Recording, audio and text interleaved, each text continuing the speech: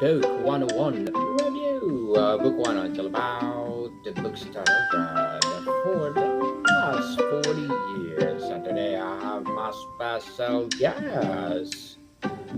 He's an author, a fellow podcaster, and of course a consultant. No other than Mr. Roger Pearson. Welcome on Book 101, Mr. Roger. Can you please introduce more about yourself that I miss?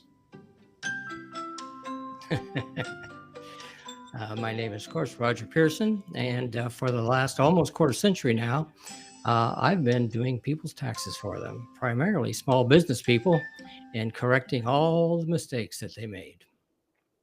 So I've Correction. kind of decided to try to do something about that. That's why I started with my book and my podcast and my course. Interesting, Mr. Roger, and thank you so much for sharing your knowledge and wisdom to the world as an author, podcaster. Thank you so much for sharing to the world. So let's talk about mastering business basics. What is all about? Well, I've basically taken all of that. These are all the things I wish I would have known when I started out in the business world 50 years ago, but there was nobody around to teach me. And during the last almost 25 years, I've sitting at a tax desk, I've sat down and learned all the mistakes that people make in the areas of building a foundation under their business. I always tell people I write about the things that nobody wants to study, but everybody needs to know, and that's basically true. What I teach is how to put the legal, logistical, and tax considerations of starting a small business in the United States of America, and how those three things interact with each other to build a proper foundation. I kind of call it the three pillars of building a proper foundation under your business, so that you can keep more money in your pocket, and instead of giving to the government or making mistakes that cost you a lot of money. And I've basically taken the book and I've put it into four different sections. And the first section talks about you. It talks about your skills and what you bring to the table as far as starting a business of your own. And it also talks about the skills that you need to develop if you don't have all the skills you need as a good business person. What skills you need to develop. That takes a whole section of the book by itself. The second thing, the first pillar really of the book, is talks about legal structures. And people, the second book is about how to organize yourself, what paperwork you need to keep, and how you need to keep it, why you need to keep it in that way. And the last section of the book really talks about the tax complications or the tax considerations that are going to happen depending on all the other things that you do, because one affects the other. You change something in your tax structure, it's going to change how you keep your paperwork. You change something in your legal structure, it's going to change how much you're going to pay in taxes. And we don't want to always pay any more than we have to, do we? So I go through and I go through. Now, a lot of people will tell me that, well, I don't need to learn all this. I'll just hire somebody to do it for me. I'll just hire an accountant. I'll just hire a tax professional, and they just do all this stuff for me. I don't need to bother with this stuff. But then I say to them, well, did you interview the accountant that you have? And they go, no. Okay. Do you have one of these accounts where you just, they say, well, I'll drop everything off and I'll call you when it's ready. Okay. And I say, run away from those people. If you're going to bring an accountant and a tax professional on your team for your business, and you absolutely should, as your business gets going, you need to know how to interview them.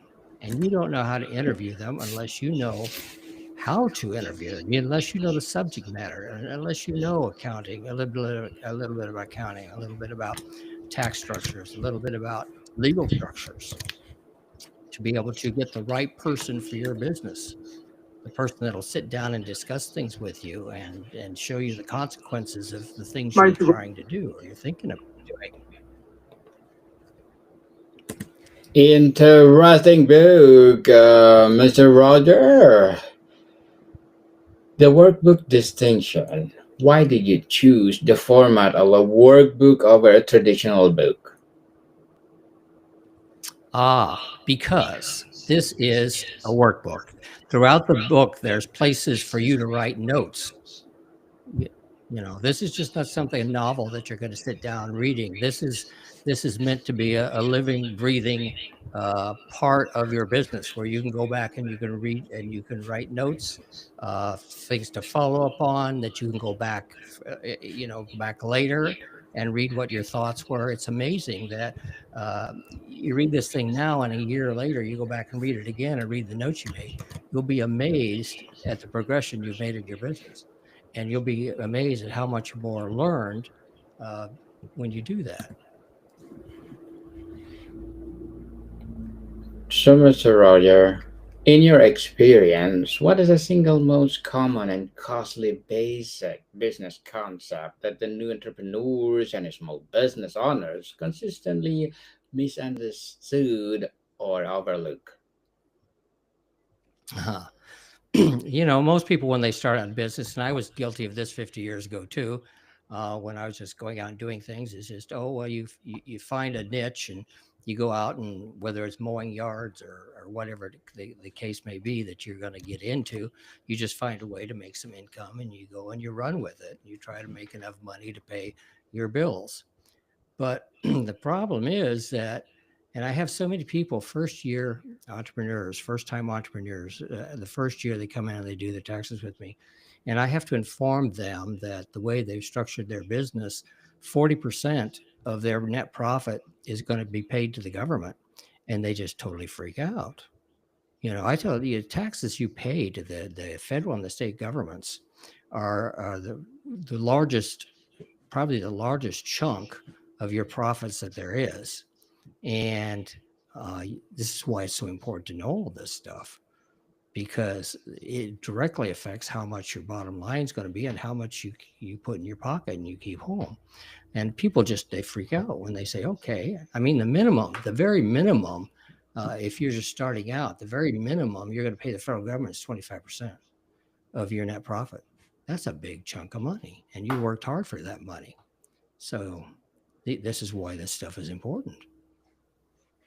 Truly, truly important. Who did you write this book for? Is it the aspiring entrepreneur, or with just an idea, or the new solopreneur, or the established small business owner who never built a formal foundation? This really, I built this book really was not only written for the person that wants to put their hat in the ring and build their own business. This is also some vital information that would behoove anybody that wants to go on the management track of another company. If you want to become a manager or a senior manager, whatever, the more you understand how a business works, how a business builds, the more the more valuable you make yourself to your employer, because you'll be able to see things that most employees are not going to see because they don't understand the structure of the business.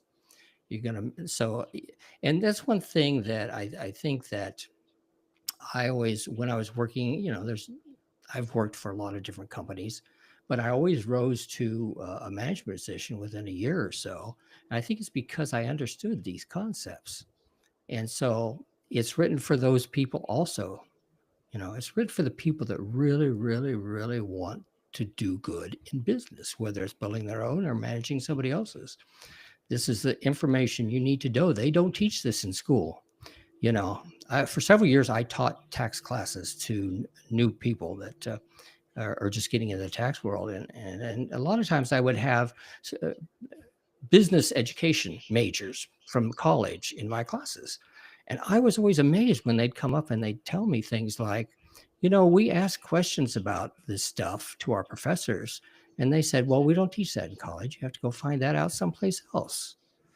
You know, book is written for those people that want to know that information that isn't being taught in the school systems either. So it has a lot of targets. It's written for a lot of people, a lot of aspects. Anybody that wants to manage any kind of business needs to know this information. And so the question is, and the question I always ask is, are you willing to invest in yourself? Are you willing to invest a few dollars to buy a book? And are you willing to invest the time to sit down and read it and work it? And if you say yes, then I say, well, you're serious about your business. If you're going to say no, then you keep on keeping on, but you'll regret it someday.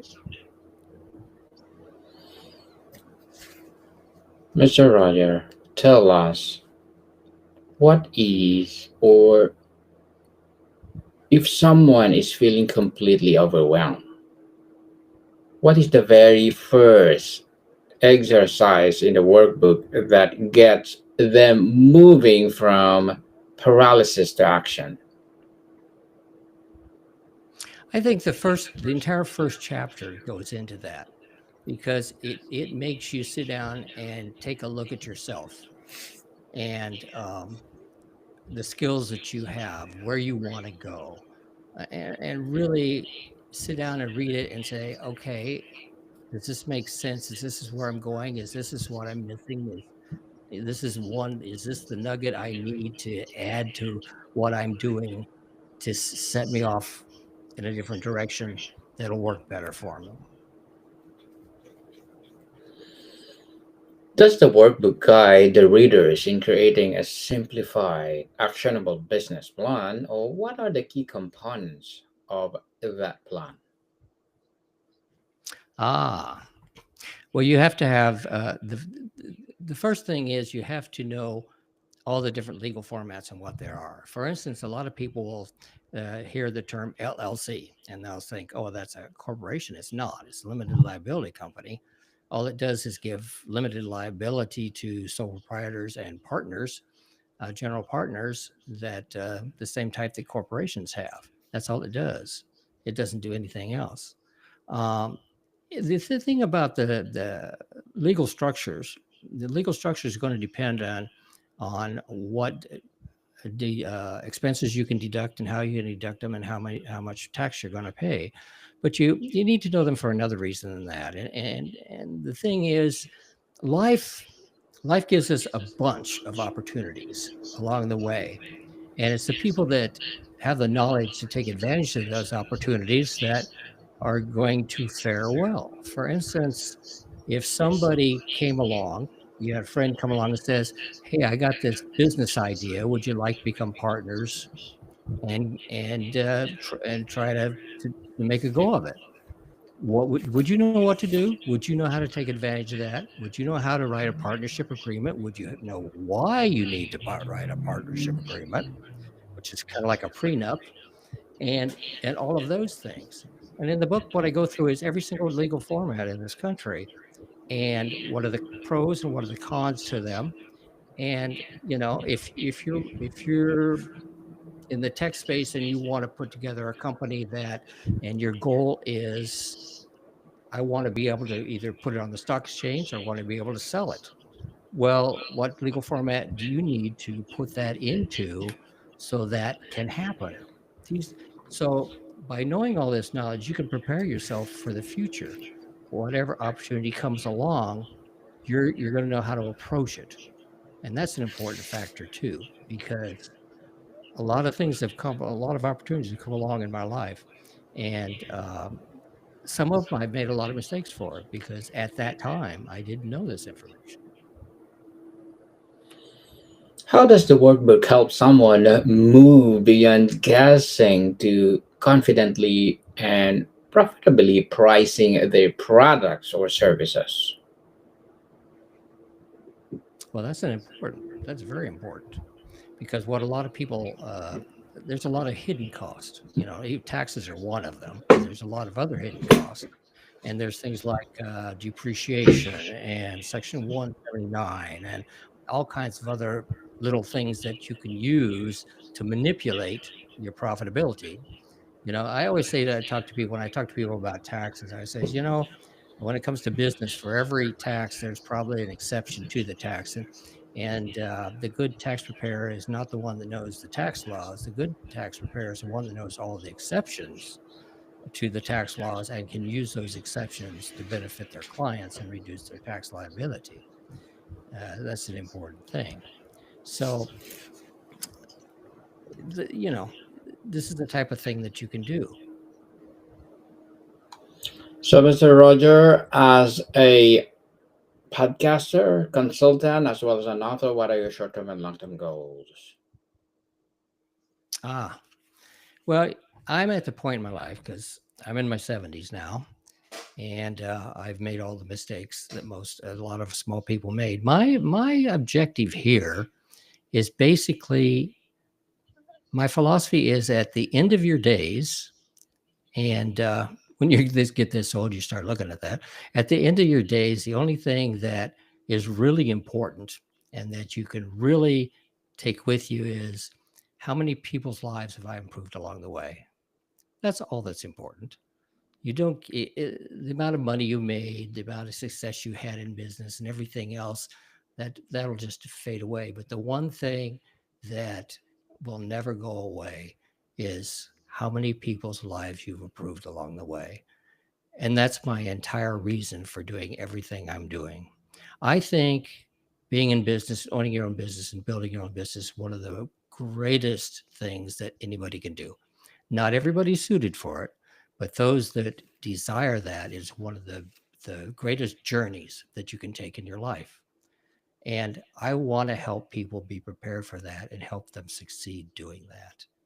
That's that's what I get off on. I don't care if I make money or not. I mean, I have to make enough to stay in business, but I don't care about being a millionaire. That's just buying more junk that I don't need. Uh, but when I can have somebody come back to me and tell me that what they learned from me helped them achieve something, that that's what's really great. Truly, truly a legacy indeed. And good luck to your legacy, Mr. Roger. And what will be your piece of advice for those people out there who want to be like you? What a piece of advice like me? You've got to educate yourself. You've just got to educate yourself because the first 30 years of my business journey, I was just wandering around in the desert, trying to do my best, and I did fairly well. But if I'd known then what I'm teaching now, if I could teach that to my younger self, I could have really achieved a lot of other great things, I think, in this life. Indeed, for sure. And thank you for that advice, Mr. Roger. And can you please recommend a book or books that influence your journey? Another book besides Yes, this, please. I say one of the best books that you can buy is Think and Grow Rich by Napoleon Hill. One of the best books. This every business person should also read this book because it'll put you in the right frame of mind to build a business properly also. Think and Grow Rich by Napoleon Hill. People, it's highly recommended. Truly, truly classic and empowering. And thank you for that recommended book, Mr. Roger. And if you could have every business owner complete just one exercise from the workbook, which one would you have the biggest impact on their chances of success?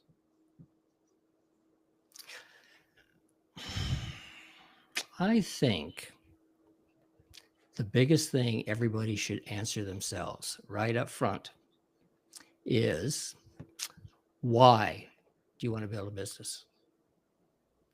Just why? What's your why?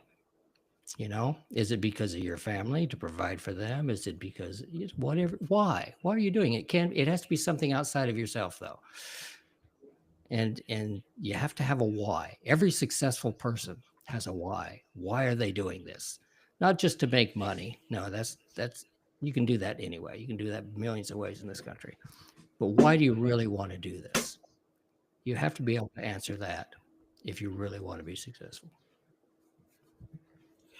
Why people know your why for sure. And before we wrap up our discussion for today, Mr. Roger, I'm inviting you to please do listen to my other podcast, people, because my abstract essay is already in fifth season, abstract poetry in second season, and my book 101 review in fifth season too, comedy 101 second season, and my food 101 in fifth season as well. Geography 101 in fourth season, and my baby podcast Law 101 and Mental Health 101.